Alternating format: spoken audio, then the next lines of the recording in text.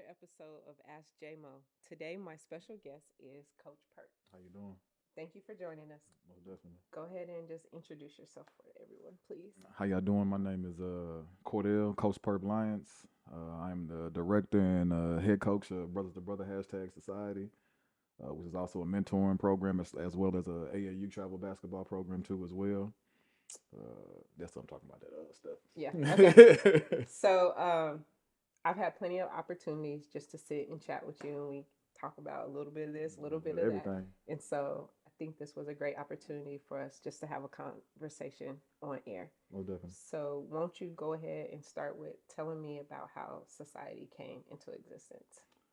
To be honest, roughly about like 8 years ago, I want to say 2015, 2016, my brother, Coach Pearly, came to me about assistant coaching him with an AAU program Right. that he had going on for me known as the Clarksville Gladiators. I don't know if you remember that or not. Yeah, I remember that.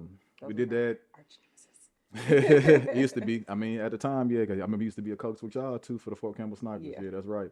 And I guess I don't know how that panned out, but in the day, he ended up coming looking for like this assistant coaches to help him out with a potential AAU program he was trying to start himself.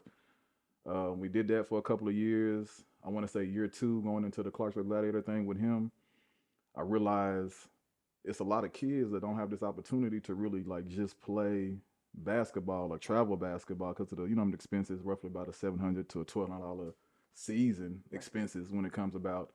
So we decided to go ahead and after our AAU season with the Clarksville Gladiators to do like a camp like thing for the kids that couldn't afford AAU basketball or want to develop their game a little bit more. So we started a little summer camp from like I want to say it was June of 2017 to about August, if I'm not mistaken. It was like an 8 week camp. Okay.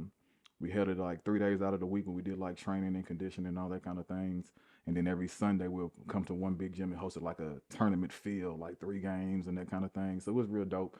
In the mix of that, folks started reaching out to us about like coming to do like community service. Like Clarksville Police Department reached out, did a backpack giveaway with them in Lincoln Homes Projects one time. Um, just different nonprofits, different little professional business and stuff of that nature. So after dealing with that for like the 2 months, I realized, man, you know what? A lot of our kids are like at-risk youth kids, Mm-hmm. to where we should just start going around trying to get them to be a part of not just the basketball thing, of like the mentoring side of things. So that's how it came about in 2017. Okay. And so, explain to me in a little bit more detail, if you don't mind. So, brother to brother, when I was growing up, that was something that the fraternities put on, Mm-hmm. mainly the alphas. They came to our school and they have like little mentoring programs, Mm-hmm. and they're teaching the high schoolers how to step and just basically, just mentorship. No, definitely. And it was B2B. So when I heard it, I was like, oh, okay, that's something that I'm familiar with growing up. And although it's not necessarily connected, I Mm-hmm. still see the importance. Most So how definitely. did you guys Well, the come up name, with those names? well, the name itself, I see all the time now. Once I realize I'm gonna start this program called Brothers to Brother, Yeah. you Google that, you're gonna find 15,000 programs that have the name. Um, Honestly, it came about. The name came from when I was a freshman at Kenwood High School. I don't know if anybody remember the football coach, Coach Hawkins, was my skill coach, and also right down the street on Peaches Mill was Big Brothers Big Sisters Mm-hmm. of Clarksville. So we did that a lot of Big Brother stuff, dealing with them as a mentoring program, a youth program, and so forth. But the name roughly came about really because of, like I said, I'm not from Clarksville. I've been here like 27 years, but I'm not from here. I have no immediate family here other than my mother, my sister, my little brother, and the children I've made, Mm-hmm. and their mothers, of course. But it was missing it because I haven't seen Big Brothers, Big Sister of Clarksville since roughly about my sophomore year in high school. Coach Hawkins left, moved to Atlanta, if I'm not mistaken, and it seemed like it kind of perished away. So thinking back on that, I was just like, man, what we need to be doing is trying to get back to this youth, especially over these last little 8 years of me being involved with kids in sports. I was like, man, there's no other outlet other than sports. Mm-hmm. We don't see too many mentoring programs, too many big brother, big sister programs, just here in the Clarksville area. I know Hoptown have great things going on up there with their Boys to Men program and all that kind of things, but I feel like our city, our community needed it the most. So when I came up with the name, I played with it a while. It was always been Brothers to Brother, but I was like, it sounds so masculine to where I don't want to just keep women or young ladies up out of the program. So what I thought about is, man, you need to go ahead and capitalize the her and brothers to make it seem like a little bit more feminineness to it. Like I said, everybody doesn't know that we have a AAU team called Her Society. Mm-hmm. Her is also an acronym for His Every Reason. Because forgive me, without y'all, us men too much art and too much balance. I Mm-hmm. guess y'all bring balance to our lives and We try. confusions and confusions at time. But it's just one of them things that I want to open up the door to both male and females. And since then, 2017, it's been a slower process. Mm-hmm. And they say that been anything off the ground takes us about 5 years to get off the ground and stuff. And don't get me wrong, been a couple of setbacks, but we stay pushing, stay moving. So I mean, brother's brother came up with that from, like I said, just having a mentorship back when I was younger. Realized we don't have it too much around this community as much, so I try to blend it together with sports and mentorship. So that's where we at with it right now with the brothers to brother. Okay. Now, go ahead and explain to us perk where that came from. Um, the name itself, I hate to be like, I mean, I'm a well melanated young man. Uh-huh. So as a child, the kids pick on the littlest things. You're black, you're tall, you're ugly. You know how kids can be coming up in the community. But moving around and folks that don't know your name or don't know anything about it, they, what up, black? What up, too tall? You know what I'm saying? Mm-hmm. What up, tree? Those kind of names. I'm like, man, none of them mind it. Back then, I used to be just Dale, short for Cordel. But and again, I didn't want everybody to know my government. You know what I mean? So I went all with the, I don't want to be called black, but the saying they so black, you purple. Mm-hmm. So I ran with it. Outside of that, just once I started exploring my spirituality myself about my beliefs, B2B also stands for that, beliefs to beliefs. You know what I'm saying? I don't want you to think because might not believe in the same or subscribe to the same religion that this program's not for you. Now, don't get me wrong, I still move about it in a biblical sense, but it's just different. Some folks, different show for different folks. So Purp came about with, like I said, the color of royalty. I feel like we're all kings and queens in this nation. So just ran with the name. Like it's more in depth and deep and about just researching about how to flow my name, but it's also an acronym. Like I said, Perp stands for Proud to Call Urban Real People. That's me and you on a daily basis. A lot of folks don't know my name is Perp Marley, which also stands for Making a Righteous Living Every Year. Life for us on a daily basis. We just try to make sure we live in the most righteous way and progress and produce, if that makes sense. Okay. So, what do you think is currently impacting the youth the most in the Clarksville community? Give me the negatives first, and then let's finish up with the positives. What if my answer goes for both negative and positive? All right. Well, lay it on me. I mean, the most thing to me that impacts the youth the most, forgive me, man, these phones. Definitely. Like it's like the phones itself. I mean, in a good way, in a bad way. In a positive way, like I said, we have encyclopedias in our hands. You know Mm-hmm. what I'm saying, physically, to where we can, if we do the research, you can find it. But the same thing, like I said, the same thing that make you smile and make you cry. Likewise, when I say speak on it negatively about the phones, it's just that not so much the phones itself, but like the social media, Man, it's killing these yeah, I kids. mean, man, literally, it's killing these kids, and that's where I was going with it, just on the fact through the phone you can be whoever you want to be. To the internet, you can be whoever you want to be, and Mm-hmm. forgive me, that's not realistic. Right. Um, I feel like a lot of the violence and the criminal things that go on out here comes from the back and forths on dealing with the phones and social media, as well as the positive. You know what I'm saying? Forgive me, I wouldn't be here today without my phone, Mm-hmm. if that makes sense. So I think these phones can both make us or break us. Not even not just the phones, just technology, the way it's growing these days. I mean, it can be detrimental to us, or forgive me, it can be a blessing. Right. Like like we was talking about earlier about the going viral thing. Like, don't get me wrong, these kids are literally out here doing the darnest things to go viral. You know what I Yeah. mean? And to me, that's a problem. Like, because it's taken away from, forgive me, not just your childhood, but you're not optimizing your time well enough. Like, every day or every week, we all get the same message on our phone about how much we've been on our phone on an average basis throughout the week. And forgive me, I feel like, man, if you got more than I say 15 hours worth of screenplay on your phone, that's way too much time you're spending with your Right. face on your nose into your phone.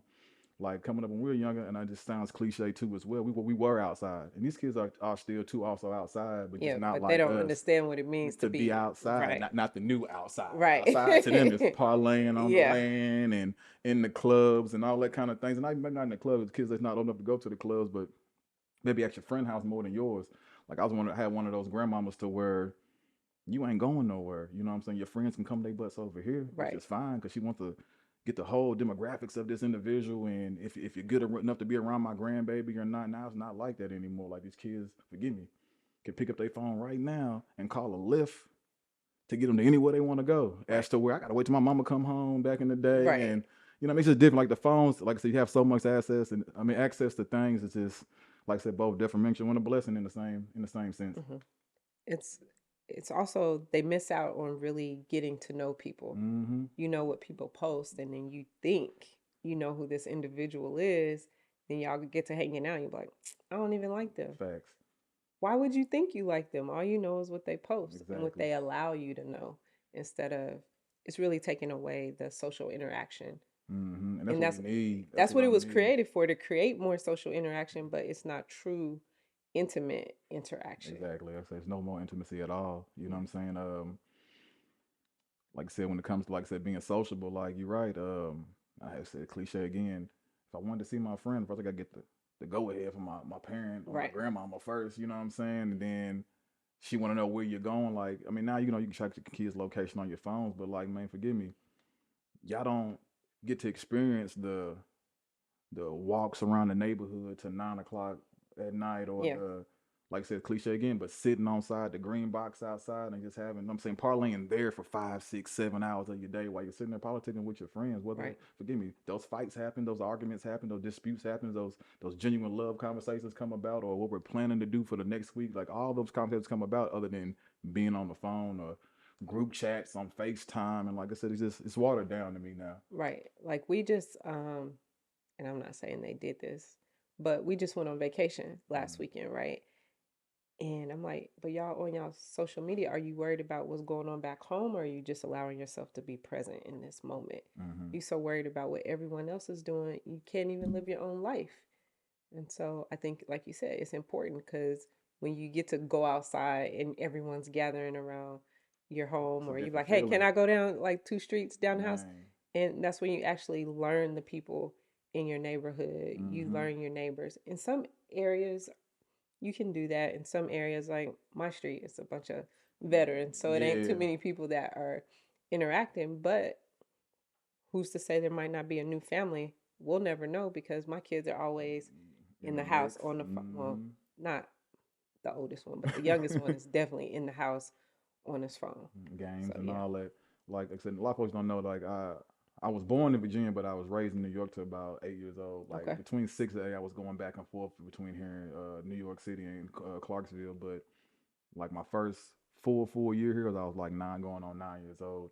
Like I That's a said back. huge culture Oh shift. yeah, it did. I mean, don't get me wrong. Like coming down here when I was 6, well, like so my mother, she was stationed at Fort Campbell when I first got here, Hmm. and she was in Oak Grove. So this is for Oak Grove was what it looks like now. It was just strictly trees and a road. So I was like, I'm not feeling this, mama. Yeah. So every chance we got then when I was younger, that we'll shoot back up the road to go spend time with my grandparents and stuff like that. And that was every chance. Halloween break, if I need to do a two there and back turnaround, they didn't Hmm.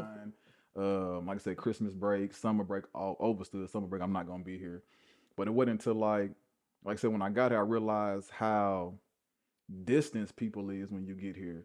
Hmm. Like I said, other than like I hate to be like other than being like Section 8 housing and stuff where like your block is outside and they're Right. all parlaying. Like you come down my street on Peaches Mill, like you gonna see all the cars, but you ain't gonna see that many bodies like that. You might see the little kids outside running up and down the street trying to learn how to ride their bikes and their scooters and Hmm. of such. But other than that, I'm from where it's the weekend. It's somebody block party going on, Yeah. and my grandma gonna be in the mix. If she's somewhere cooking or something, or somewhere hosting or something. My grandma, she was a guidance counselor and a teacher in New York or whatever. So she like she kept us around the older folks to where, like I said, you around your people, we're around their grandbabies. So like we always outside. Like so, I Hmm. love being outside. I still love being outside. Like I wake up every morning, I go ground myself, no shoes, no socks, go outside, probably read a book for about an hour, drink my cup of water Hmm. or tea, whatever I got for the day, and go back inside and plan my day. You know what I'm Right. saying? Like same thing. I feel like these kids need to get on. Like routine could be bad, but like some give me man like the a productive or progressive routine is always good for you. Like I said, that Definitely. like that mental break we need from our phones. And I be trying to get on my kids about that too. Like, man, y'all need to start going outside and enjoying yourselves instead of the first thing you do is looking at your phone for the next 45 minutes to an hour. Like I'm guilty of it too. Get up, check my phone. I need to check the time. Right. I need to check the weather, but I try to put that thing right back down and go outside and go about my morning routine. Yeah, that's definitely important. So you shared just right now, you just said something about getting that mental break. So Hmm. how do you prepare yourself like daily to take on what the world is about to give you? Well, I'm big on meditation. Hmm. A lot of folks think like meditating is like you sitting in silence and trying to come at one with yourself, which is a form of meditation. But like, I don't think people understand how difficult that could be to like just release all the energy in your body and not constantly play with your thoughts about life and the day and yesterday and the future, or like trying to change things you cannot change. So like, this also sounds cliche, but like, besides reading the book, like basketball is my getaway. Whether it is me going to play a pickup game or me walking up the Kenwood course and just putting up shots by myself, because like my mind just goes blanks. Um, Music plays a role in that too, but it's also a gift and a curse. I can listen to the wrong song and got my mind racing again about Hmm. things they're speaking about in the song. So like I said, like reading and like alone time is good to me. Like I'm a real introverted. I don't take folks might not know it because I'm always I ain't gonna say always, but I'm sociable. Hmm. But if you really pay me attention when I'm sociable, I'm isolated. Like I might be in the mix, but I'm nowhere where the action is going down. I'm on the outskirts or offset from where it's hot happening at, paying attention. You know what I'm saying? Just like I said, 2 ears in one mouth, man. You learn 2 ears, 2 eyes. You learn more when you're quiet. So I sit back and relax and just peep the scenery. And like I said, that's therapeutic to me too as well. You know what I mean? Like I like to see my people. When I say my people, I don't mean just black folks. I just mean like the community here. You know what I'm saying? Like the Hmm. beer, like my hashtag, my kind only. That's not for melanated folks. It just mean the folks that adore me and I adore you. I love being around you. So it's like it's therapeutic to me too as well. Okay. Thanks for sharing that. Like, I know you said everyone doesn't necessarily understand how deep the meditation is, right? Mm-hmm. And I completely agree. Like, being a counselor, I do. Some people I see who are just constantly in a state of anxiousness, I do tell them, like, meditation may be good. I can't do it personally just because it's hard for me to shut down all the thoughts. And when I Facts. do, I'm asleep. And so I'm like, but well, but that's meditation. right. And I try, but once that starts happening, I'm like, and my whole, everything shut down. I'm just asleep. Mm-hmm. And so I do, I think that's something huge in order for someone because it's releasing the control, but also being able to control. Control it. That's being in And so control. that's something that's very important that you are aware of and that you found to help you kind of, be able to maintain that balance that you need. Definitely been a short journey. Like I said, I really just got into the spirituality and like I said of myself like 7 years ago. So like I said, trial and error. Like I said, I'm unable to just to clear my mind completely. You know Hmm. what I mean? So it's like I said, it takes help. Whether it's they say the best thing is to be probably to talk to somebody about it and stuff like that. But like once again, I said I'm introverted. Like nobody really wants to let people know their inside of their business or whatever. Like I said, I hate to be like this, but my current old lady right now, man, like she's a blessing. Like she's a good listener. You know what I mean? I am too as well, but like she's a great listener. Like she helps me with this journey all the time. So like don't know what it would be like 2 years ago if she never came into my life. Does that make sense? Hmm. Like like I said, that like finding that what they call it, that she, like finding that Yeah. space. You know what I'm saying? Like I mean, I give her a round of applause for that. Like, cause without her, man, like probably still be weighing in on things in the back of my mind that I shouldn't, that I can't change. You know what Right. I mean? Stuff like that. So yeah, like meditation and mental, you know what I'm saying, awareness and health, man, is major, major, major. Right. And that's huge. You found a space that you could be vulnerable in. That's the Mm. biggest thing is vulnerability. It is, All right. That man. you look like you got a whole bunch to say about that. Go ahead. Man, I grew up in a single parent household. You know what Hmm. I'm saying? With two other siblings. I will say I was the least child my mother had to worry about. You know what I mean? Like I tried to make sure I didn't put too much stress on me. I was stressful. You know what I mean? I'm the wild dirt child. You know what I'm saying? What they call it, the black sheep. Hmm. So most definitely I was that. But like I was also a young man, so I like try to fend for everything by myself. But I also missed out on like the nurturing that she had to offer me. You know what I'm saying? Like it's because I'm always in the streets instead of being in the household. So like when I came across somebody that forgive me that truly wants to nurture you, like it's a different feeling. That's a completely different feel. Like I said, that vulnerability, and I don't like feeling vulnerable. So like it's just weird. You know what I'm saying? It's an overwhelming feeling, but like when you can cope with it and understand it, it's probably the greatest feeling in the world. And I hate to say that about being vulnerable to something, but like it probably is. So how did you allow yourself to be in that space? I mean, it came with plenty of resistance. Like, you know what I'm saying? Like, you know how they say it takes 3 years to learn somebody, get to know somebody. But I take that back. They say it takes you living with somebody for 3 years to truly and genuinely understand them. Mhm, So like I said, the resistance I gave, not just her, but just any of my partners in the past. You know what I'm saying? Just it took a lot, like I said, but like being across that person that knows how to one take your time with you. You know what I'm saying? Who's truly understanding. You know what mhm. I'm saying? Knows how to cope with it and how to delegate themselves when it comes to dealing with you. Like that's major. Like it's major, major. And I appreciate her for that. And like I'm not saying we peachy and we great all the time, but like that's major. You know what I mean? Especially when you can hold yourself accountable for anything that y'all talk about and things in that nature. It's great. Okay. Well, congratulations on Thank you. that. Thank you. So you mentioned something earlier, and I don't want to braze past it at all just because I have two young men. So Hmm. you said you had to go out there and kind of take care of things as a man, but you were still a child. So Thanks. how'd you get that idea or that notion in your mind that that was your responsibility? Well, like I said, I told you when we talked about coming onto this show, like I have a twin sister, so that's been my hashtag my whole life.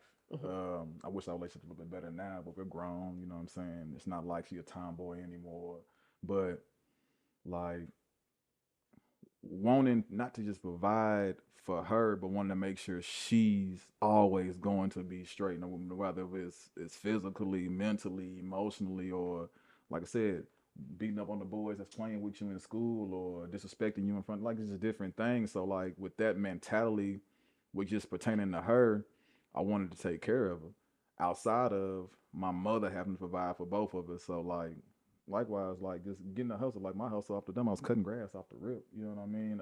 Washing cars and all that kind of things. Like, forgive me, coming up shooting dice. You know what I mean? Just like the little things, but like it also opened up a door to a lot more other things, like derogatory things that, Hmm. forgive me, I don't regret in my life, but wish I could have delegated a little bit different if I had that right. Once again, that mentor, like the big brothers, big sisters of Clarksville back in the day, at an early age.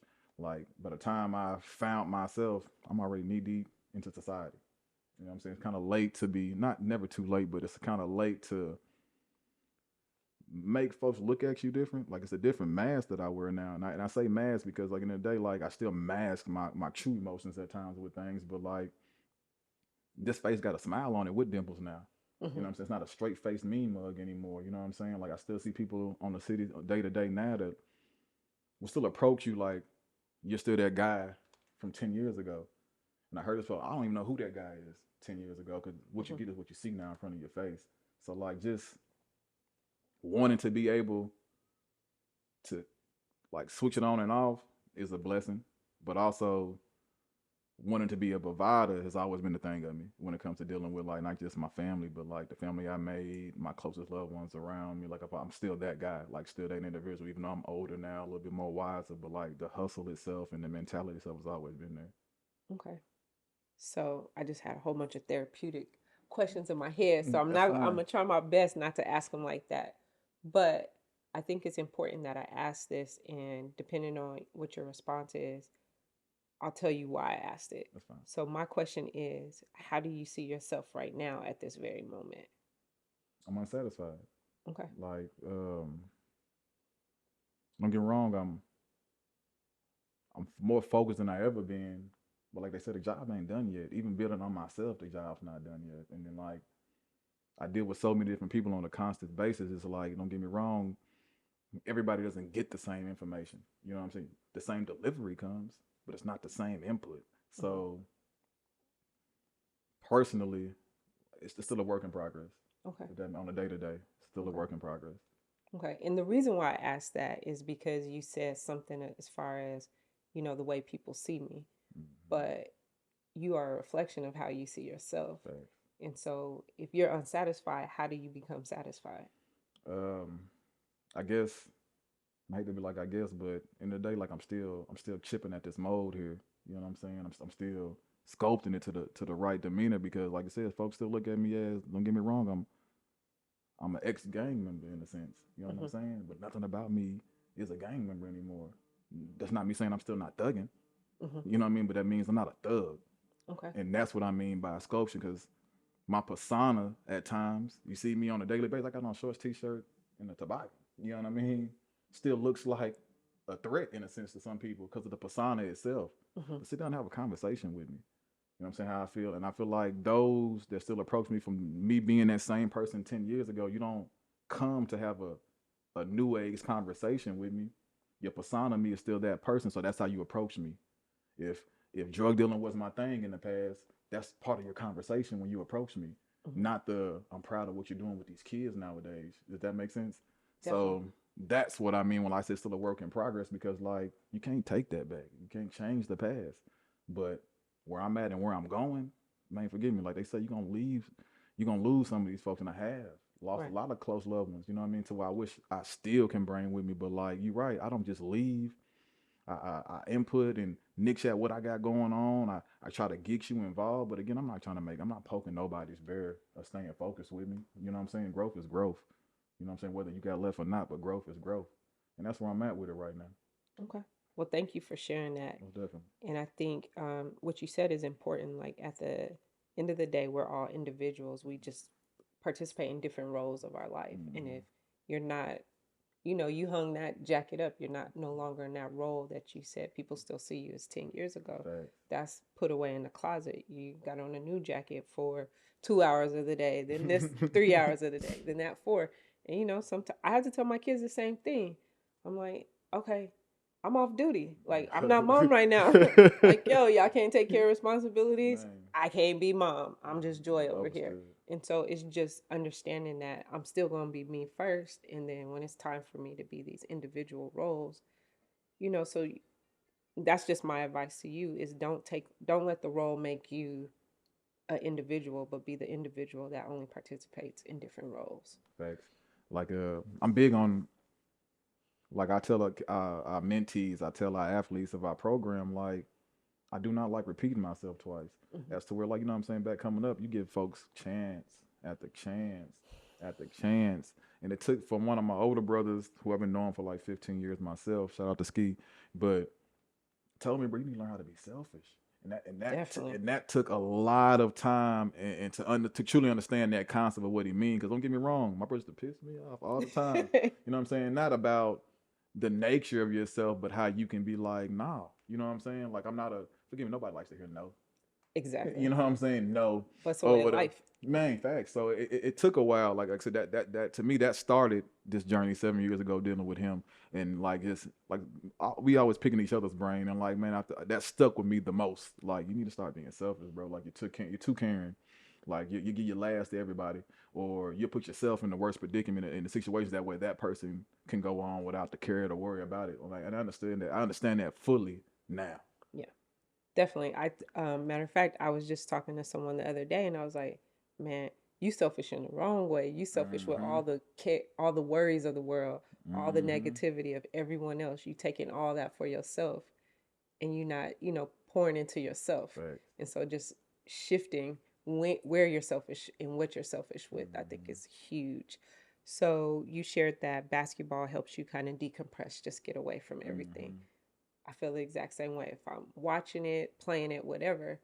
But how do you help those that you see playing basketball, those are part of your program? How do you help them deal with any of those stressors or any triggers that they're dealing with? Well, first, one to always make sure there's a door open for at least the conversation. Hmm. Like that's the biggest thing I feel like it would. Forgive me. I don't know if this hurts you Right. if you don't tell me. So I can have my assumptions, I can assume, but like I'm unable to truly know what you're going through until you're vocal about it, unless my own two eyes sees the discomfort and brings me discomfort itself. Hmm. So I understand that, but like when it comes to dealing with our mentees and our players, like that is the number one thing. Like you got to talk to me because I do talk back first and foremost. And I've been in those situations to where like sometimes it done got too deep, and I'm like, and I tell my kids that like, don't get me wrong, this is a safe haven here, but if it get too deep, I gotta say something Right. to somebody, not whether I'm venting to my old lady about it just to get it off my chest and try to get some constructive criticism from her about how to delegate and attack this, or forgive me if it's that detrimental. Now this conversation got to turn to the victim and the doer. You know what I'm Hmm. saying? Like now we all got to sit down and talk. So I want to make sure I always keep that door open to our kids at least come talk to us. Now I'm not saying I'm Dr. Phil or nothing. And I can sit up here and tell you about it. But if it's anything that I can relate to that I've been through personally, I'm gonna give you that feedback Hmm. off the rip. But if it's something I need to learn about myself, like you right, I might hit you up and be like, Joy, if some, how do I go about this? Right. Just to get, like I said, just to get some feedback on it and try to approach that person or that individual about it later on down the line. But like I said, my door's always open just for the conversation first and foremost with any kids. But again, like it being Suicidal Awareness Month, like kids can wear good masks too. Man. You know what I'm saying? Like you never know what they're going through, even if they only let you in so much. You know what I mean? And I don't mean to take the conversation left real quick, but like, No, wherever it goes, where it yeah, goes. but like, it took me,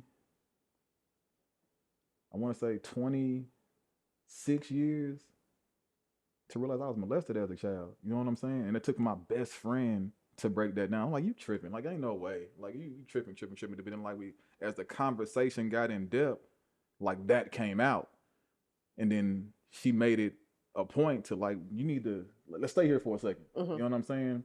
And I'm only using that as like same thing with these kids. Like I want to get so much up out of you, so the conversation is needed. Hopefully, I can hit a point to where it make you want to dig a little bit deeper, if Right. possible, if that makes sense. Yeah. And I mean, kids brush over a lot of stuff because sometimes when they want, and this isn't any shots at any parent, because even when we were growing up, it's still some things are don't ask, don't tell, right? Facts. And so some of us want to make sure that we don't present that same environment to our kids because we Mm-hmm. knew what it did for us. And while others are still kind of, now I don't want to know about that, or too busy maybe being too friendly Mm-hmm. with the kids, that they are so comfortable that there's still serious tones that they're not comfortable sharing because this is too much of a party area. Yeah. And so, like, oh, we just having fun, Yeah. All right. but this is something serious that's going on in my life. You're not a safe Space. space. Mm-hmm. And so, how do you, like, do you communicate with any of these parents when you see, when, with the kids that are participating in the program, if you see they might be struggling with anything, how do you communicate with the parents to be more involved or be able to help them be a safe place for their kids to, if the I parents got you. aren't the ones causing the Yeah. concern. Well, like anybody's been a part of our program, like maybe not this last year so much, but like the years prior to Brother Brothers our third year going hard. But we've always had multiple meetings a year. You know what I'm saying? Like we roughly try to do at least one a month to where this is a parent, coaches, and players meeting. Like we're not just talking about basketball when we come in here. Don't get me wrong, basketball is the eye catcher. We're here for basketball, but like if we have certain events and stuff going on, like I want to get there, but most of the conversations be like, y'all parents need to start paying attention to y'all children. Like it should. I'm grateful and I'm blessed that your child will want to come talk to me about things they don't want to share with you. But like I spoke on before, like anything too in depth, I gotta say something. But like my parents love us. You know what I mean? Like everybody's pretty much open, you know what I'm saying, to anything for the most part. And also like they like to also share certain things with me that the kids might not want to share with me, like maybe school, you know what I'm saying, or disciplinary stuff like that. Like, coach, this is what happened at school or at home today. Do you mind doing something at practice for them? You know what I'm saying? They won't get around push ups, running laps, I mean, the basic underlying mediocre stuff. But like, let me get a parent that tells me your child just got picked up for maybe curfew violation and got caught with some other things and this and that and that and the third. Don't forgive me. We do suspensions. Like I know we're not a school or anything like that, but you're right. Like this still is your privilege to be playing basketball here. You know what I'm saying? Hmm. Like to a fact that you don't understand it when it comes, like I said, when we first started the program, like me and my brother went to the projects and grabbed all the kids. Folks that couldn't endure this environment, like I said, that when we started off, like, let's go over here. Holler at some of the kids outside, just out here playing on the ground. Y'all want to come play some nice organized basketball? Want to learn how to play organized basketball? That's fine. So that's where the camp came into play at. Folks understand the sacrifices of 6 a.m. pickups because you got to go pick up 9 kids and circle this city 4 5 times and then Man. do it again when it's all over to go drop them back off. Like it's time consuming. So like in the mix of this time that we're gifted with each other's presence, let's at least make the best of it. So forgive me, open door, talk to me. Likewise, parents, talk to me when it comes to delegating how we should whether reward or discipline your child.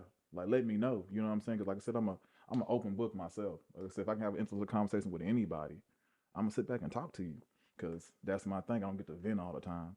Don't get around and tell my business all the time, but you know what Right. I mean. Like a mutual party that I know, like yourself, it's such. I don't mind talking to you. You know, what I'm saying? I Hmm. know it's a safe zone. Right. You know what I'm saying? But I don't give that to everybody. But same thing, parents as well. Like, show me how I need to address your child. You know what I'm saying? Or assist me, maybe not show, but assist me in addressing your children because I need you. You know what I'm saying? I don't want you. I don't want your child to act one way around you and act a totally different way around me. And then I don't want them to heave to what I have to say and shoo you off. Cause that's the most disrespectful thing ever to me. Right. Like, why you listen to me like this? Be so rude and disrespectful to your parents. I Definitely. completely, I mean, that's a zero tolerance thing in our program. But like I said, it comes with the good and the bad. You know what I'm saying? Even it's like I got a majority of the program parents that love to talk to you. Got the ones that really don't care too much for you. You know what I mean? And that's likewise when it comes to dealing with these kids. Like, don't get me wrong, all your friends ain't got your best interest. You know what I'm Right. saying? At all, at all. So, like I said, just know who your peers is, know who your folks are. You know what I mean? And likewise, have that outlet to where you shouldn't be scared to go talk to your parents at Hmm. all, at all. Instead of them just talking to me individually, or you do the same individually. Like, be open to, like I said, constructive criticism. At the end of the day, you just like how they say with us coaches that they parents, I've been telling them to do that the same way for 10, 15 years now. But when you come along and say it, they gravitate to it Right. easier. I mean, that's life, but same thing when it comes to dealing with your personal relationship with your children. Like, maybe your delivery ain't there, but the same way you can come point at them and tell them that I've been telling you that, man, come talk to me and let me do the same thing. If you know that they're gravitating to me and listening to me, Hmm. you know what I'm saying? So I try to keep the door open still, like always. Okay. So I have a question. We got the class of 2024. Mm-hmm. As far as athletics goes, it's been a Hmm. lot of ups and downs in this community. Facts. Um, what do you think has hurt them so much this year? I think, I mean, I guess you could say this year, but like being able to reclass is one of the things. Hmm. Um, being able to genuinely go to almost any school you want to in this community is also, you know what I mean? Like, I'm not saying that it hurts so much, but like it's watering the town down, if that makes sense. Um, when it comes to athletics, I have no complaints when it deals with like athletics itself. But like, come on, man, we live in a town that favoritism runs this land down here. Like Yes. it, like it, Now like you and I done had yeah, plenty of like conversations it about runs that. this land. That's why, like, I never go for the star. So don't get me wrong, we we we we get them Hmm. eventually, and even then, it's just like we're talking about the school itself. Like, they're still jumping around between two, three teams. Like, that's bogus to me. Don't get me wrong. Like, don't forgive me. There's no loyalty there. There's no, like I said, I can't count on you like I want to. You know what I'm saying? Because I got to delegate my skills on your time to dealing with other teams, which I'm fine with because that's realistic Hmm. right now. That's what's going on. But like talking back on the 2024 class of athletics, I just feel like, man, we just need more discipline when it comes to dealing with these children. Like, there's no way I'm gonna be with a team since I was in the seventh grade to my ninth grade, 10th grade, 11th grade year, and then I want to go to where I know what the winning team is about to be at to try to get position myself to be better. And I'm not saying it's wrong for you being that selfish. We just talked about that being selfish.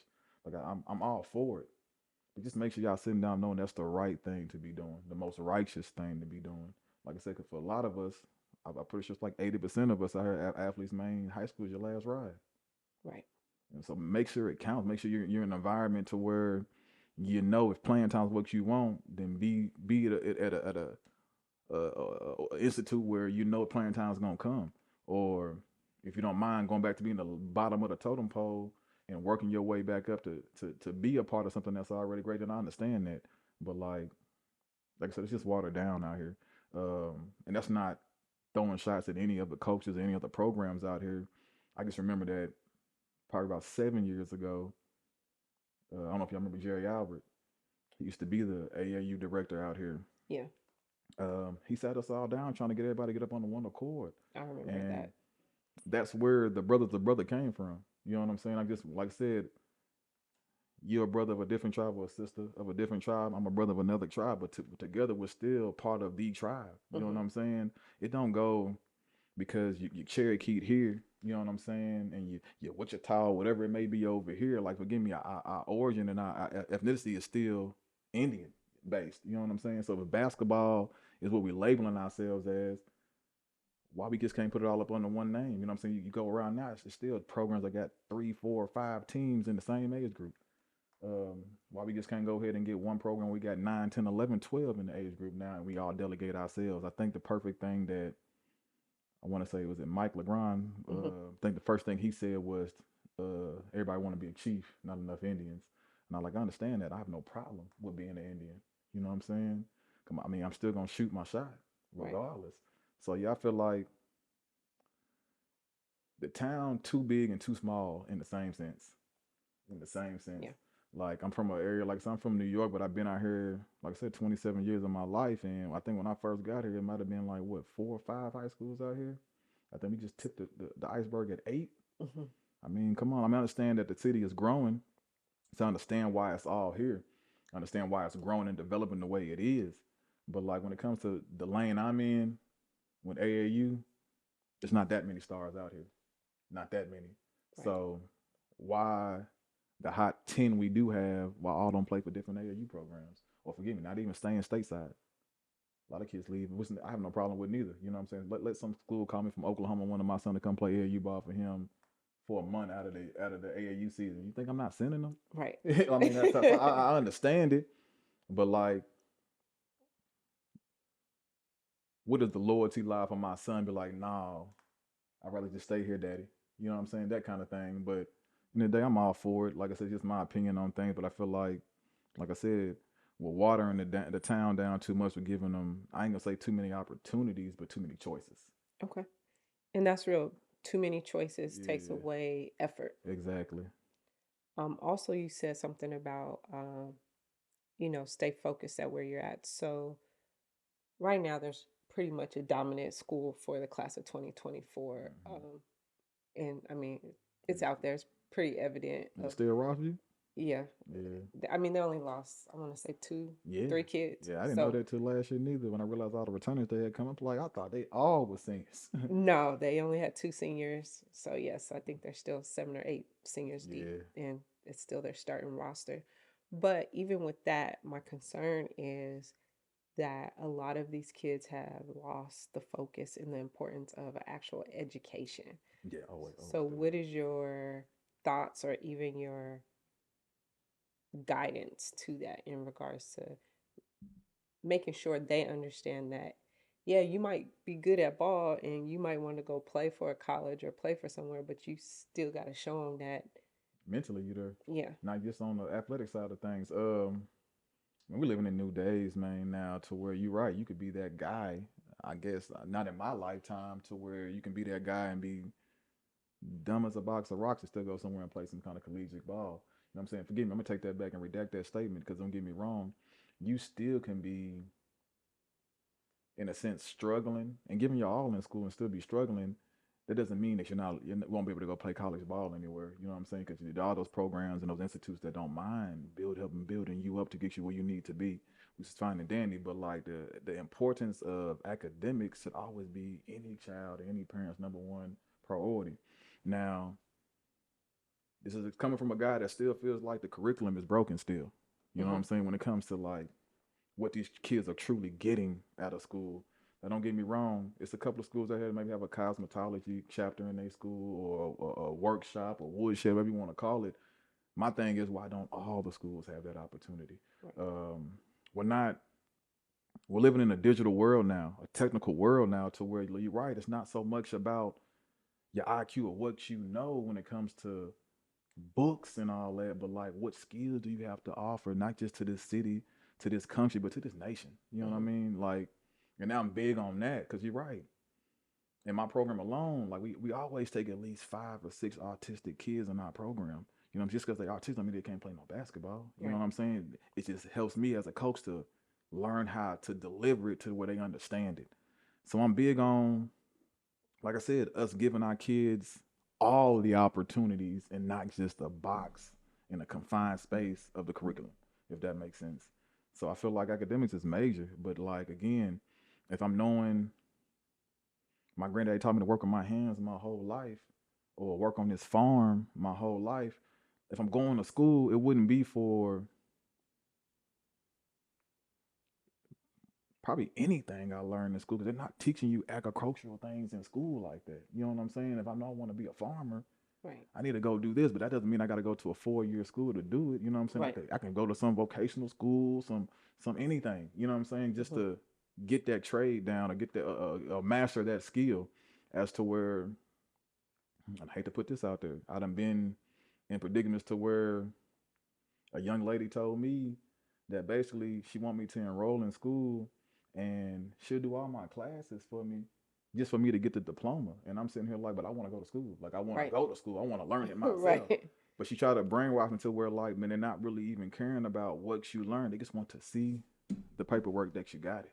Hmm. I'm like, but that defeats the purpose Right. of me even saying I want to go to school for all that. I don't have to go to school to obtain the knowledge I've obtained since I've been grown. You know what I'm saying? Like, forgive me, they say some of the greatest adversaries and all that ain't go to school, didn't go to school. You know what I'm saying? But I still believe that academics is major. Like, if you're, once again, passionate about it, you know what I'm saying? I don't want to force my child to go to college if he feel like he needs a year or two off real quick to ground himself, Right. or figure it out. I was also one of those kids like I wasn't thinking about college. I'm just thinking last day walking across the stage and then being free. Yeah. You know what I'm saying? In a sense, like being able to breathe and not being in a rush. But like if I could take it back, you're right. It would have just been a year off, and got right back in step because that year turned to 2 years. But in them 2 years, 2 years turned into incarcerations, criminal activity. You know what I'm saying? Right. So you have kids playing basketball. Facts. How is that for you being a parent in the stands watching them? And you also made a shift in the schools that they're playing for Mm-hmm. to have probably, like we talked earlier, just a better So opportunity facts. playing ball, right? In a more structured system. Yeah. Well, most of the shifts come from their mothers. Yeah, Okay. you know what I mean? Like, yeah, don't get me wrong, but I mean, still see the same things, but most of the shifts comes from their mothers. But like you said, I mean, I got a shirt that says, "Dad, Coach, Fan." Um, because first of all, I'm a dad first. You know what I mean? Before I'm his coach. Mhm. Um, So when it comes to like me watching them play ball, it's outside of me. Like I try to make sure I stay in my seat because like I said, I'm a coach, and I don't want to be one of those parents that I dislike at times, the Mhm. sideline coach and all that kind of things and stuff. And same with my daughter too as well. But like I'm your dad first, so when I'm in dad mode, I'm in dad mode. When I'm in coach mode, I'm in coach mode. When I'm in fan mode, I'm in fan mode. Yeah. You know, what I mean, I'm always gonna be a fan, regardless if it's athletics or not. Mhm. I'm a fan of you Right. yourself. You know what I'm saying? Who you are as a person. But even as a fan, that dad come out a little bit more. You know what I Yeah. mean? But like when it comes to like coaching them and all that, man, it's just more of like when I keep a buck with them. Like I'm not your friend right now. Still love you. I'm not gonna act like if I saw my son twist or daughter twist the ankle on the floor, I'm like, oh, as a coach, you know what I Mhm. mean? But I mean, every child gets that from me as a coach if they Right. twisted their ankle. Now you're right on make sure a little extra on the side on the back end, but yeah. Yeah. But other than that, man, like I feel like I distinguish and I separate the three as best as my capability as I can for the most part, because I feel like any parent that coaches their kids, the ones on the outside looking in are gonna always think you're showing some kind of favoritism, and I don't show favoritism to nobody. You know what I mean? We coach the thing in a competitive nature, and some parents look at that too as, man, you're only playing these 7 players right now. But I mean, because of the competitiveness of the floor right now, if I know I can't afford a turnover, and I know your child may be a liability of a turnover, I'm not gonna slide him just yet until the cushion is there. You know Right. what I'm saying? But that also goes for my son and my daughter too. Like you're right, y'all done been benched by dad before because at the time your flow ain't needed on the floor right now, or your attitude right now is not needed on the floor right now, Mhm. or your emotions on the floor right now is not needed right now. And until you show me you got it under control, I'm gonna slide with what I got. So I feel like I said, I feel like I know what I'm saying, separate the three to the best of my ability. I'm not gonna ever say they don't never overlap each other. I'd be lying, but like for the most part, I think I do good with it. Okay. And so I know I've talked with you before, and I'm probably putting my foot in my mouth, and I'm sure my son will bring this up later in life. But, I've sat and talked with you about the whole favoritism thing. So Mm, when I was coaching, my whole thing is it wasn't that I didn't feel my son was good enough to play with me. I just didn't want him to play with me and feel like the only reason why he made a team because you was because I was the coach. So I always encouraged him or try to get him on other teams. And so sometimes I sit and I think like, dang, did I put this negative thought in his mind that he wasn't good enough to play with me? Like, did I set this wheel to start yeah, for him, spinning? yeah, But where I grew up, this wasn't an issue. I yeah. didn't realize what Daddy Ball was until I I got moved to it. Clarksville. I feel that. And so it's like, whoa, what is this? Like, everybody's parent is a coach if Hmm. they didn't make a previous team. And so that was new to me. Yeah. And so I just never wanted, my son to feel that way. Do you think if you say you were in the same position growing up, or even what you and I have discussed, is that hurtful or helpful to kids when they play for their parents? Or if a parent doesn't put them on their team? I mean, I think that's a thin line right there. Honestly, like I said, I think it's a thin line. I think it does both. Um, because when I say it does both, like to me, hurting them, like sometimes your child can carry that. Like my daddy, the coach, or my mama, the coach, like and y'all like belittle his peers behind that kind of thing. And I'm like, man, I'm not going for that. But like, I mean, there would be no hashtag society brothers to brother if it wasn't for my son. Right. Like my program was, the athletic side was built around him, and I done dealt with a lot of times to where any kind of differences me and their mother may have to where he's somewhere else playing basketball, and that trickles off into him being in your feelings like my daddy team over here and you got me over here. So now you're not showcasing your athleticism to the highest level because you're in your feelings emotionally right now or mentally right now. But in the day, physically you're here. So physically you need to go do what you do. So to piggyback off of it, it's more of a, like I said, there's a little bit of both. Um, but it's also how we communicate with our kids when it comes to dealing with stuff like that. Cause like I would like my son this program to be his primary. You know what I'm saying? But like I said, I co-parent. You know what I mean? It's a little different. You know, it's a Mm-hmm. little grayer. So he does be a little bit everywhere. But like the things that we done talked about when it comes to dealing with your son, like to me, he plays in his head more than anything because he's a hell of an athlete. We know this, and I feel like sometimes he weighs the maybe I might not be as good, and that could come from him not ever playing for you coming up, maybe like my mama didn't even think I was good enough to play, and she put me somewhere else, and that's not even the totem or the tempo of what this is right now. Mm-hmm. For the most part, is maybe as a parent, I'm not trying to let our peers see that I'm showing the favoritism to you by having you on our team. Now, being on a team and being a starter and playing time is totally all different levels of it. You know what I Mm-hmm. mean? Because again, like I have a baby boy who's 5, and basketball might not be your sport. You know what I Right. mean? But you couldn't tell him that his daddy wasn't LeBron James right now. And I Mm-hmm. mean that. My son idolizes me like that. Goes and boasts about it. My daddy can dunk and all this other stuff and Mm-hmm. play basketball, but you know what I'm saying? He doesn't understand that like you're idolizing what I do, but this might not be the role for you. Right. And so the conversations with his mother be, what sport are we playing now? And I'm like, man, I don't want to force him to do nothing. If anything, we're going to start off with this soccer thing to see what this footwork looks like. It's going to tell a lot about what we're going to be doing in the Yeah. future anyway. And, and to have that conversation, and forgive me, my son plays t-ball right now. Forgive me. And t-ball, I'm getting wrong. A lot of folks don't know baseball. Excuse me. It's my first love. I played baseball from the age of 4 to 13. Then start playing basketball to 13. And it overtook baseball because of the seasons. Right. You know what I mean? I'm like, yeah, I just want to try something new. Likewise, when it comes to delegating with the parent thing, like if this is something my kids didn't want to do, like I'm willing to do anything else. Like I'm willing to forgive me and fully support you the same way I do whether I was a coach or not.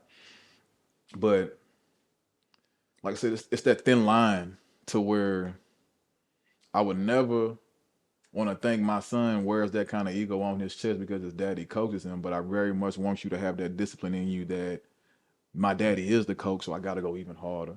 Yeah.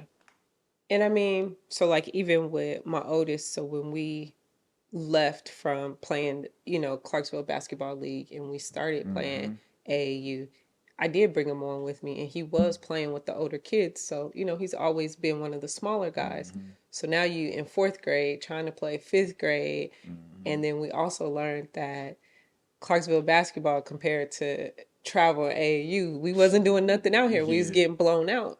But then when I have another parent that's coaching with me and they're ensuring that their child plays regardless Yeah. of how they're performing, but that's not who I am as a person because my I want to compete over Mm-hmm. versus whoever could get the job done for me. Mm-hmm. But if I sit their kid down to say it might just so happen to be my son is the sub because they play the same position, but you sit them down, like then that's adds on Controversy. to it. And so it's like, Mm-hmm. okay, won't you go play over there? Not that you're not good enough, but because I see what you have, but I'm not going to be the best person to bring it out. Shit, facts. But I don't think we have too much of that going on in the community. Yeah. So what is your solution for that?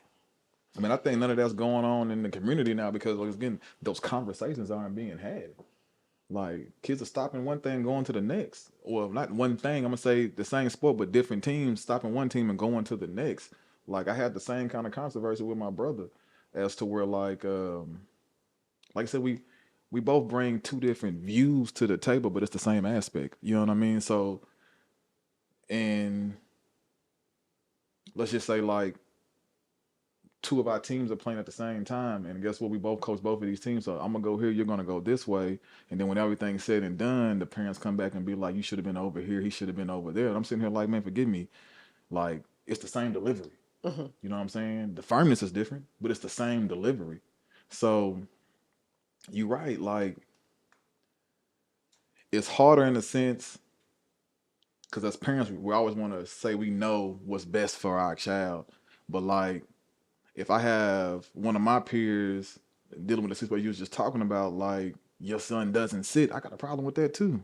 And I got a problem if it's a red flag because when we do sit your son, we slide mine. Now, there's no back and forth. It's not meant to be tit for tat. You know what I'm saying? But in the Mm-hmm. day, it's like it's about the competitiveness.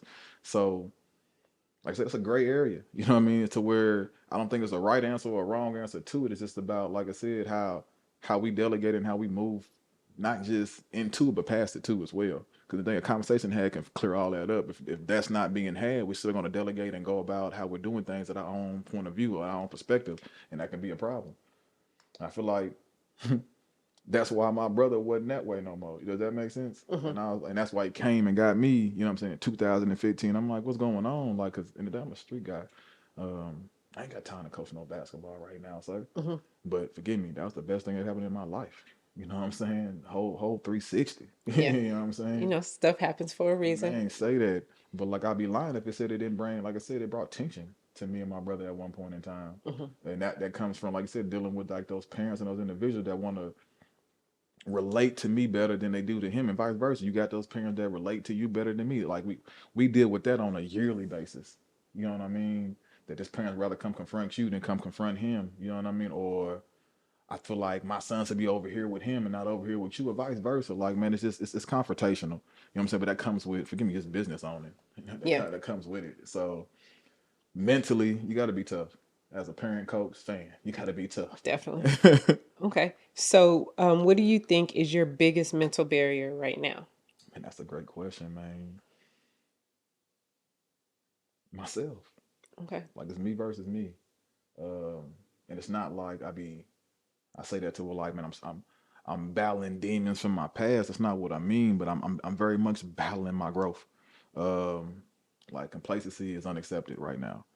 Um, and like I said, I'm a deep thinker. You know what I mean? So mentally, I play those in my head all the time because maybe like in the 3 years of this program, I done had two major setbacks. You know what I mean? I hate to be like incarceration was one of them, but that's exactly what it is. I'm that kind of vocal. I'm that kind of open to where, like, mentally, do you keep going?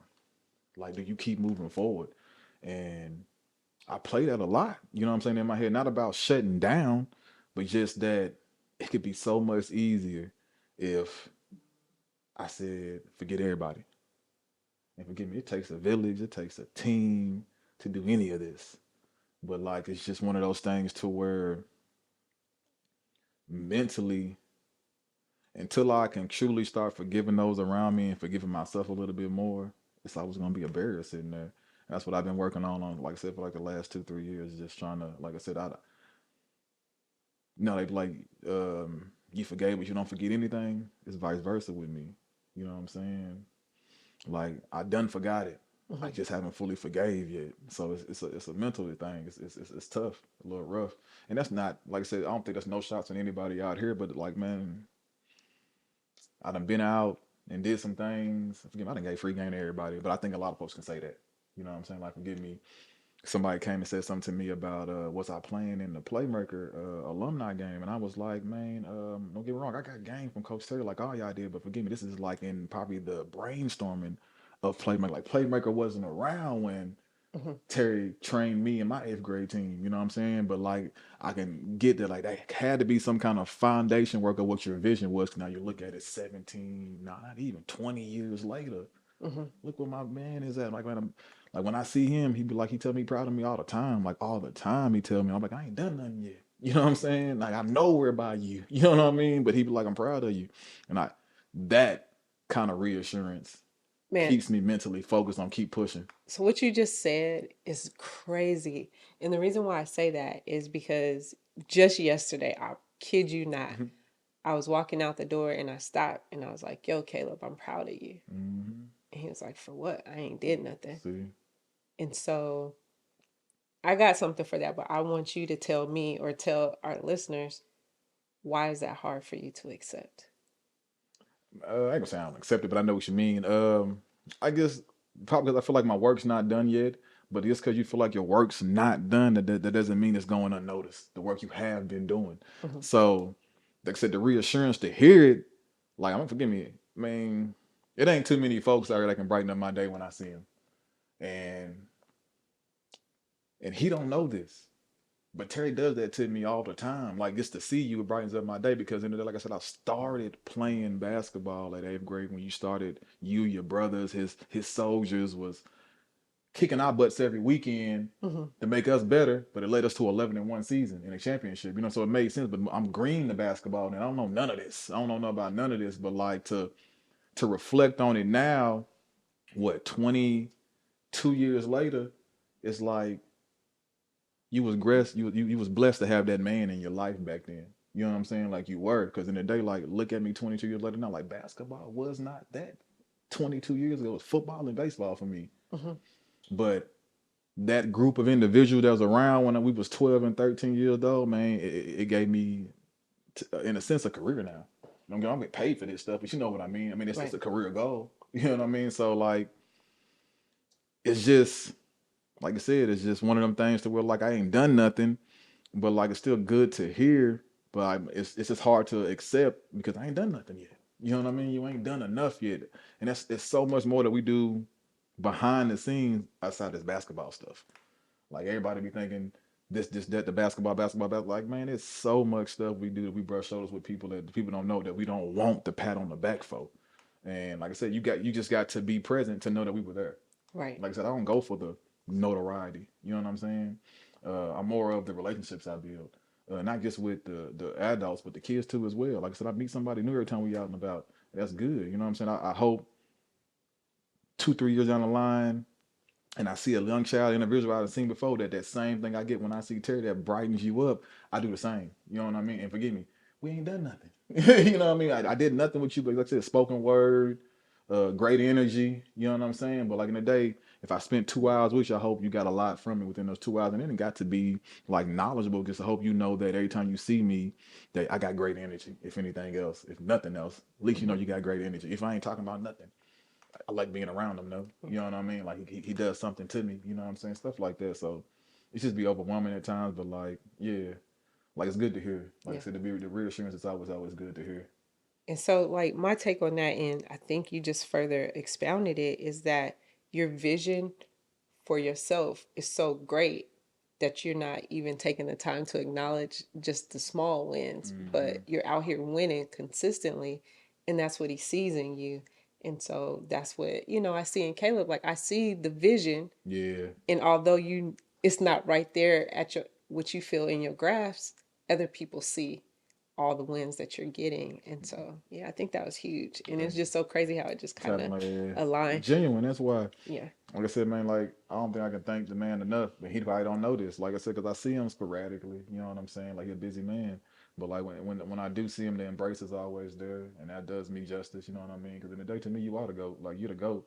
Like it's a lot of us. I feel like out here they try to not mirror your what you do, but a lot of us out here, forgive me, you were the stepping stone for us. You know what I mean? I hope you don't mind that we give you a flowers whenever we on platforms like this. Hmm. You know what I mean? Because I got to. Because like I said, without him, his brother, their wives, because I had two women coaches. I had Hmm. Coach Boykin, the wife Hmm. of Terry Boykin's brother. You know what Hmm. I'm saying? And that's how I met them. Like I said, like so we met good people. Like I said, 22 years down the line, it's good to see that you're that where you are now. You know what I'm saying? And I myself is in the same lane, but not that lane. It's just I have a vision like you did, and it's good to see that 22 years later where you made it to. So I'm hoping in the next 20 myself that I can at least be have that same kind of feeling of accomplishment, if that makes sense. Okay. Thank you. You said something earlier, and I just wanted to make sure that I share this with you. Is that you mentioned, people often say you could forgive and not forget. I think a lot of times we struggle with the forgiveness part because we're looking at the other person and we're questioning their motives, their movements. Mm-hmm. But I think what's huge to help us do the forgiveness is that we're just looking at ourselves, that we're Mm-hmm. forgiving ourselves for not knowing. Okay, And that makes so, the yeah, sense. so when you look at it as, okay, I didn't have enough information at that time for that current situation. So I just forgive myself for not Mm, being prepared. But facts. now that I know this, I can make moves differently. And so I would just encourage you to forgive yourself Yeah, that's and the not hardest thing for focus so me. much on the individual or the situation. Just forgive yourself for not having enough information at that point in time of whatever happened. I appreciate that though too, because like I think that's a major part of it. Like a lot of times, I mean, I know I've forgiven myself for a lot of things in my life, like a lot of things in my life, but and it shouldn't be no but the ones that cut deep, deep, yeah, it's one of them things. Like, because again, you don't want to make it. Once again, we talked about vulnerability earlier, and don't get me wrong, I didn't forgot about it. So when something comes about of the same stature or it's the same, like, forgive me, it could be a different individual that acts just like the person I'm having trouble to forgive. That trauma comes all over again. Exactly, and it makes me not even want to delegate with myself to you. And forgive me, it's not even your fault. I'm not willing to learn you Right. or willing to allow you into my life or to my space. Like that's the battle versus me. You know what I mean? It's just like I said, it's just and it comes from like I said, childhood traumas before I even came to Clarksville and things like that. It's just again like it's hard to forgive. You know what I mean? To a certain extent, because I forgive every day, forgive my kids every day. Hmm. You know, I'm trying to beat your butt, but like, yeah, I got it. You know what I mean? But yeah, it's just that's the barrier. That's the battle. Definitely. Well, I think this conversation has been great. No, So thank definitely. you. And thank you for relaxing and just having Yeah. our regular conversation. So we're towards the end. So there's questions. And then I also asked you to prepare a question for me. I got one too. But my last guest did leave me a question for you. And her question that she left for my next guest is, what is something about you, something special about you that no one knows? Yeah, we talked about it out here for real. But something special about me that nobody knows. Um, Well, it doesn't have to be like nobody, but only a uh, few individuals know. Or something you enjoy doing. I mean, I don't think people understand how loyal I am in a sense. I talked about it earlier how, like I said, it got me in a lot of predicaments and stuff, but I'm still that kind of loyal. It's a lot of things that I'm aware about. It's a lot of things I'm conscious about. It's a lot of things I'm knowledgeable about that are still will never leave these thoughts, if that Hmm. makes sense. So I think like you got to be around me to know that man, he's solid. You know what I mean? Don't get me wrong. Um, it's not saying that the irrational thoughts don't come. You know what I mean? But like I'm big believer on karma. Me so too. so anything that I dish out, I'm ready to roll over in my bed whenever I ready to play out or fold out. But like for the most part, I think folks know that I'm a loyal guy. And like I said, you got to be around me to know that. You know what I mean? Because like I said, stereotypical or folks may think you just another, you know, Okay. man in Yeah. society. You know what I mean? And Okay. especially living in a society of, I ain't gonna say the telling, but you know what I mean. Like once I learn how to save myself better, I can understand that. But right now, forgive me, I'm a sacrifice myself before I try to save myself. Yeah, well, that just goes with people growing up on social media Yeah, and not facts, understanding. facts. They're used to everything being told and shared instead It's of, different way we got going on nowadays. all right, I'm gonna choose one. pick one. I'm gonna go to the middle Okay. one. Let's see what it says. Whoops. My bad. Mic check, mic check. All right. What is your passion? Man, honestly, I'm passionate about living right now. Um, Another cliche thing my brother used to always say, the one I was talking about, shout out to Ski again, but he always say like, man, living and free is the best two things to be. And like you would never know the sincerity of that until your freedom has been taken or your life or living has been jeopardized or in jeopardy. Um, and I mean that as in like any kind of illnesses and stuff like that. But like I'm passionate about making my the remaining of the time I have left on this earth, the most living it the most righteous way, if that makes sense. Like I'm passionate about living because I got to live for the children I made, live for the followers I have. Like, so I'm real passionate about living. But if I think that comes from not a mental state of mind, but a physical state of mind. If I had to talk about mentally what I'm passionate about, like I'm passionate about to be loved, like emotionally wise. Like I said, like I love hard, hard. I like to reciprocate that, of like folks to reciprocate that with me. Um, but life, like I'm passionate about life, like living, because like I said, it seems like these kids out here ain't getting to live life like Yeah, that, and like that's sad. Like that is definitely. sad. I talk about that to my brothers and stuff. Like even if it's incarceration or death, like if you're dying before the age, I can't even say they were 25. They would say if you make the C 25, you're an OG. Nah, man, I need 50, double Yeah. that to make sure. You know, let me live for a half a century real quick before you start talking about I made it a quarter century and I don't live life to the fullest. Ain't no way, man. A lot of us not even finding ourselves until we're about 25. So Yeah. how's that OG status and you ain't got no knowledge or you ain't lived life yet? So I'm just passionate about living right now. I seen a older gentleman yesterday in Walmart that wore a shirt that say "Black men deserve to grow old." I thought Say that's that. pretty dope. Say that. Yeah, my brother gave me a shout out to Teddy too. Gave me a shirt that says "My life matters," Yeah. and I like that. You know what I mean? Like it does. That's coming from a sense about dealing with like you know what I'm saying COVID era and all that kind of stuff too. But like that too, Yeah. like I feel like that's making it to a point to where depopulation, Hmm. sensitive topic. I'm not gonna get into maybe another.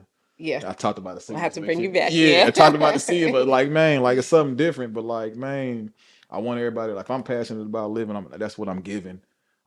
I'm speaking life into kids. You know what I'm saying? I'm speaking life, not even just kids, to my peers, to my say everybody I see on the road. I'm just speak life because that's what I want. I want to grow old too. Like I said, I want to Definitely. see my great grands. Right. Okay. So this is Ask JMO. So I told you, well, I don't know if you're using the same question, but I Most asked you to come up with the question for me. definitely. Okay. I'm ready. Well, my question for you is like I said, like I talked to the videographer earlier, Hmm. like this came about and it's pretty dope. But what is next for you is what I want to know. So, well, I told you a little bit off air. Hmm. This was definitely not I planned. know, but it's a great thing. Yes. So I have a lot.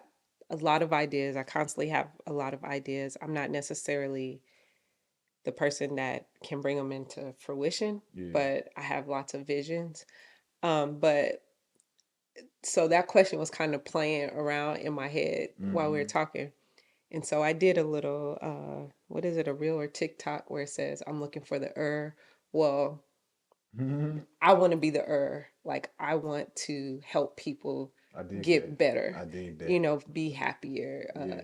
grow more. I want to collaborate with people. I want to just be the for everything better to make people the best version of themselves. Yeah.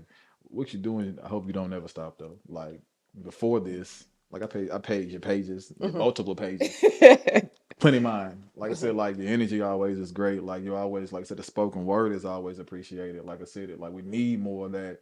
We need more folks tracking this. You know what I'm saying? That makes sense. Hmm. But like everything you're doing right now, I appreciate it. I appreciate you asking me to come out here too today as well.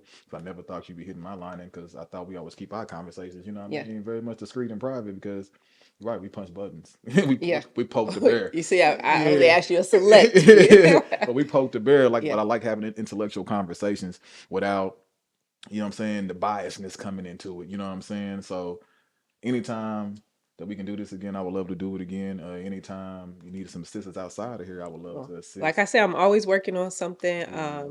And there's actually something I am working on that I don't necessarily want to be made public. So I'll definitely, Okay.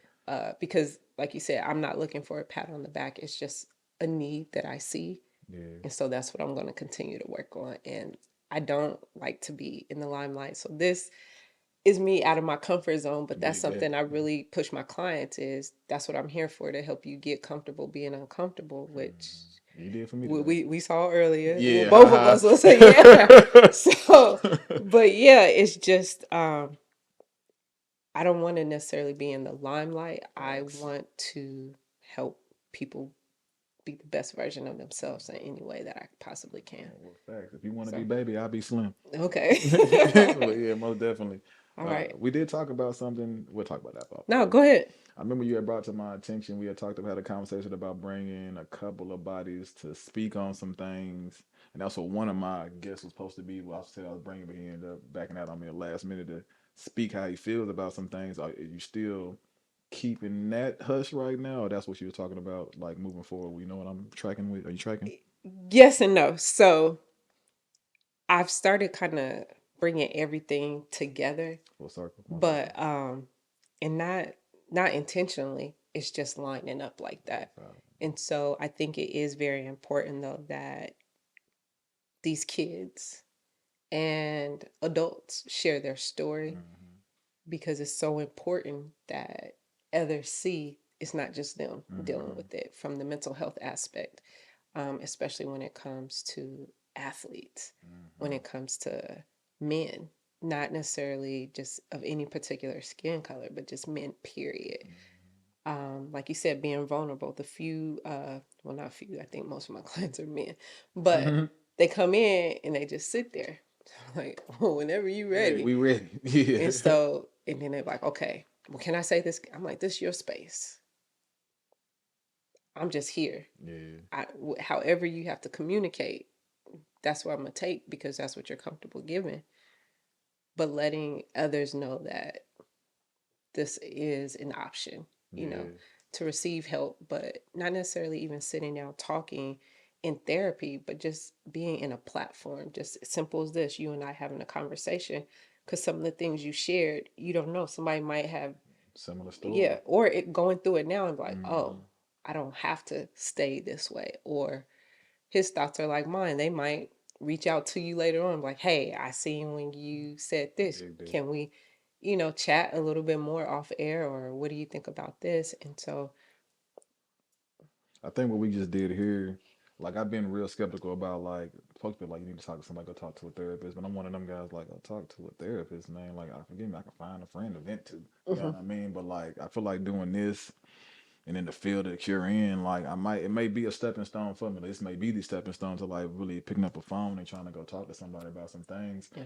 and stuff. But again, I don't think a lot of folks can take constructive criticism, so I really don't know what the feeling would be like. But I feel like doing this then made it an option, if Mhm. that makes sense. And so, like, if and when you decide, what I'll say is, it's not a one-stop shop. Facts. So if you weren't vibing or that's not where you felt safe, go find Right. somebody And that's, else. I think the hardest thing is to do is like making sure I find somebody that can truly understand. Because I done been to marriage counseling before, never been married. Hmm. You know what I'm saying? And like that, like I'm not even married, and we sitting here having a marriage counselor, and like right now we're talking about how I make her feel. Like what about my feelings? So that's what I think what made me veer from like dealing with therapists. Yeah. You know what I mean? Because I feel like it was one dimensional at time. And like me trying to explain, like she crying, but I'm upset, but like that's a form of emotion. So is this, you know what I mean? Yeah. And I'm only like this because she's crying right now when she shouldn't be crying. Right. And that's Like talk to important. this man. But even, I mean, even that, you're like, I'm saying a marriage counselor, but even we have a responsibility too as clinicians to say, I might not be the best fit for you. I have Facts. clients that come and I'm like, yo, we're not making any progress. So what are we doing? Because I don't want to waste your time or your money. Hmm. And they're like, no, I like this. Are you sure? Because we're not doing nothing. Open up then. And they're like, well, it's not even about opening up. It's that, like I said, I don't believe in wasting anybody's time or money. Yeah. And so if I feel like we're not making any progress based off of how we're interacting, I'm going to be very honest with you. But Hmm. that's what I believe is important. Every clinician isn't the same. Big. And so if a person goes, no, like, I like being here, I need this. Okay, so you are making progress. It might not be anything I can see, and that's fine. Hopefully we can You'll get get there. there. Yeah. But I think it's very important that for anyone, when you decide to seek those services, you don't have to just be one and done. Shop around. You shop I'm around for already anything knowing. else. And so that's why I think it's huge to always have that consultation, because that's really the provider's time to sell themselves to you. Facts. People call and I'm like, okay, so this is me, blah, blah, blah, blah, blah, blah, blah, blah, blah. Is this somebody you want to work with? Sometimes I'm like, well, I'm going to keep looking. That's fine. Just let me know if you found someone. You don't have to pick me, but I want Yeah. to make sure Like somebody that you got still their found hands on you to somebody. say that. I And dig so, that. a few people actually called back that was like, hey, Joy, it's not going to work out, but I appreciate you making sure I found someone, and I did. And to me, that means a lot, because I want to know that you didn't give up, Yeah. that you know that you still need someone just to talk to, because I'm not here to solve anybody's Absolutely. problems. I'm just here to help you look at it in a different direction. I dig that. That makes most sense too. And that's another thing. People go in there thinking, like, I got one client every day, every time we see each other, Joy, I just need you to tell me what to do. Why do we keep going through this? Yeah. I'm not going, I know you're not, but please, no. I Yeah. can show you different alternatives to look at it, but I can't make that decision for you, because at the end of the day, what you're not going to do Yeah. is be like, I told you. right, Joy told me, Yeah. no, no, no, no, no. I did not. We are not going to court over something you decided to Better do. not be going to court for that. Yeah. Hey, people do that. I They're like, see. well, my therapist told me to do it, so that's why I'm doing it. And if you got, no, No, not me. yeah, now I'm getting subpoenaed. No, watch out. Right. I gave them options. I Yeah, showed across the them different board. alternatives. Said, now whatever you do, we'll come back and process it later. But I can't make that choice for you. And so I think that's important, that you have that consultation with whoever you're thinking about moving forward. And sometimes it might take 2 or 3 sessions for Yeah. you to be like, yeah, this ain't it. Maybe. Or you be Yeah. like, okay, I could do this. But again, it's on your own will, when Yeah. you feel ready. Because, like you said, as a coach and within your group, you're there. But when it gets too much, and as a friend or anyone that's not necessarily trained to help people process Yes. that information, that could be too much for a friend. And a friend might be like, Boy, crazy. I'm going to have to step away Like, from you for a little yeah, bit, I right? got it all. Yeah. So, but, it'll come when it comes. But again, thank you. I'm like, And so this is your time to put your handles out, or any information, even about B2B, or any way that you would like people to stay in contact with you, if you could share that with the audience. but you already know I'm a up close and personal guy. Like you got to catch me in passing and have that conversation with me. Like I said, we don't basketball is just the eye catcher, and I don't do the flashing like things. You know what I'm saying? We're willing to take everybody, but Again, we're not trying to sell you nothing. So whenever you see us in passing, me and either one of my associates or staff in passing, make us sit down and pull them to the side and have a conversation. Um, Instagram is B2B underscore at society. And that's what we're working with right now, just the Instagram, trying to redo all of our whole platforms right now. All right. Thank you again for sitting Thanks down for and chatting. watching, everybody. Smash the like button and stay tuned for the next episode.